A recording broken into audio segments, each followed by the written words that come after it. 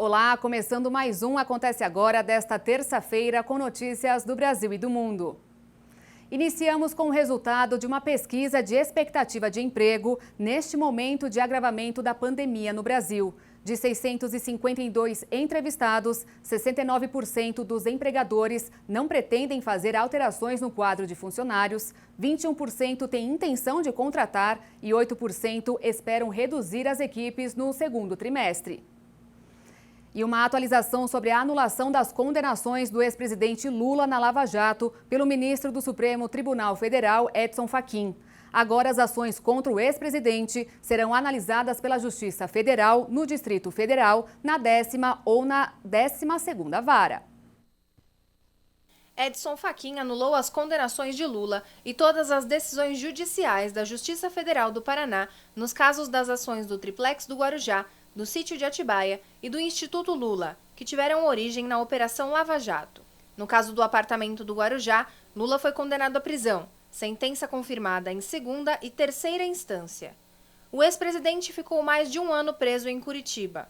A decisão de Fachin, tomada de forma individual, atende a uma ação apresentada pela defesa do ex-presidente em novembro do ano passado. O ministro decidiu que a 13ª Vara de Curitiba não era competente para analisar o caso de Lula, alegando que não haveria relação entre os desvios na Petrobras investigados na Lava Jato e as acusações contra o ex-presidente. Com a decisão, Lula retoma os direitos políticos e pode ser candidato nas próximas eleições.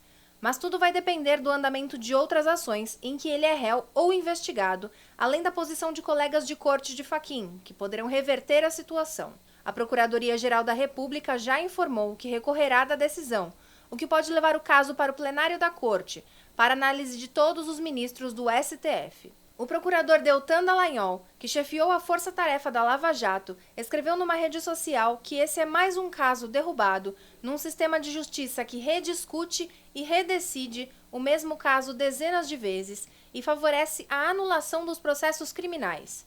Em outra decisão, Edson Fachin declarou: a perda de 14 objetos de processos que tramitam no Supremo Tribunal Federal, questionando se o ex-juiz Sérgio Moro foi parcial na condução das ações contra o petista. O julgamento de um desses casos já tinha começado na segunda turma e havia expectativa de que seria retomado ainda neste semestre. O ministro do STF, Gilmar Mendes, colocou na pauta de votação de hoje, na segunda turma do Supremo, uma ação de suspeição de Sérgio Moro, que é quando a autoridade tem sua imparcialidade questionada. No Rio de Janeiro, uma operação realizada hoje pela Polícia Civil e a Secretaria Estadual de Administração Penitenciária prendeu 5 suspeitos de esquema de falsificação de alvarás para libertar presos. Segundo a polícia, 2 advogadas e um agente penitenciário foram presos na operação e outros 2 suspeitos tiveram a prisão decretada. O esquema de falsificação de documentos permitiu que pelo menos 3 presidiários que cumpriam pena no Rio conseguissem sair da cadeia. As falsificações foram descobertas em fevereiro deste ano em uma investigação da Polícia Civil em parceria com a Secretaria Estadual de Administração Penitenciária. E mais um imunizante vai ser incorporado ao programa de vacinação italiano. A Sputnik V, da Rússia, será produzida no país a partir de 1º de julho, mesmo ainda sem a aprovação da União Europeia.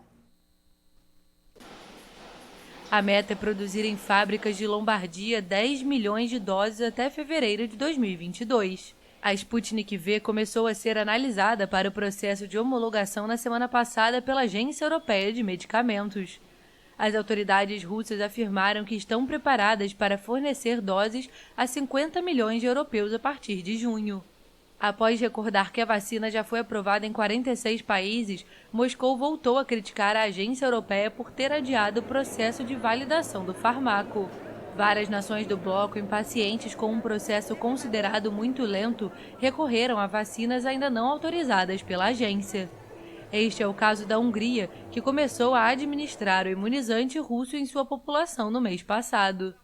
Moscou também exigiu um pedido de desculpas pelos comentários de uma autoridade europeia que comparou a autorização emergencial da Sputnik V a uma roleta russa.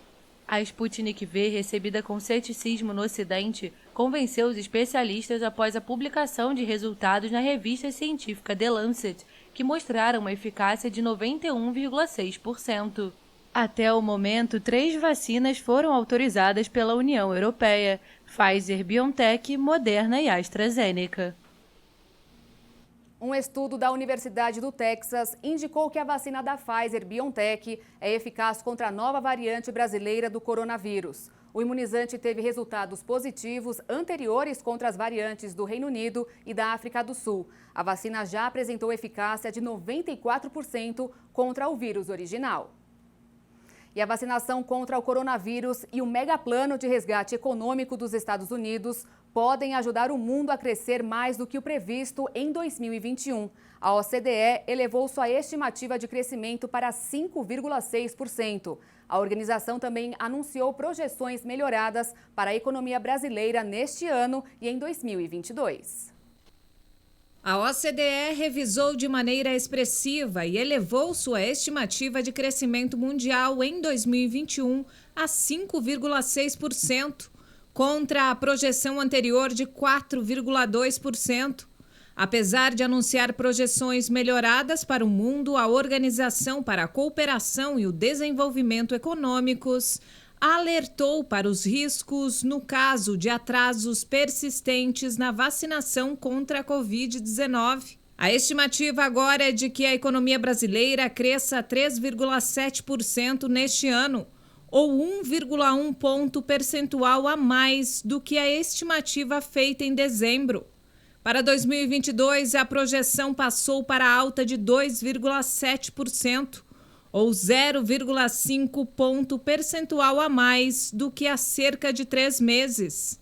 O plano de 1 trilhão e 900 bilhões de dólares para reativar a economia dos Estados Unidos contribuiu em 1 ponto percentual a esta revisão de 1,4 ponto do crescimento mundial. Graças a esta injeção em massa de liquidez, os Estados Unidos, que representam 20% de todas as mortes registradas na pandemia, deve registrar o dobro na taxa de crescimento do PIB, em comparação com a previsão de dezembro, com 6,5%. O aumento da previsão de crescimento é mais modesto para a zona do euro, onde o programa de vacinação é mais lento. O PIB da região deve ter alta de 3,9% este ano, enquanto no Reino Unido a projeção é de avanço de 5,1%.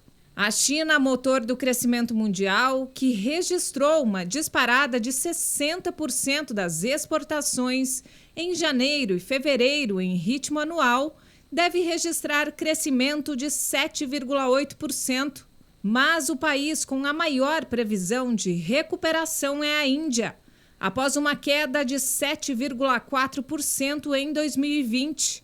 O PIB do país deve crescer 12,6% este ano. E eu fico por aqui. Outras informações durante a nossa programação. Para rever alguma reportagem, é só acessar o canal Hit Notícias lá no YouTube. Uma ótima noite para você, se cuida e até amanhã.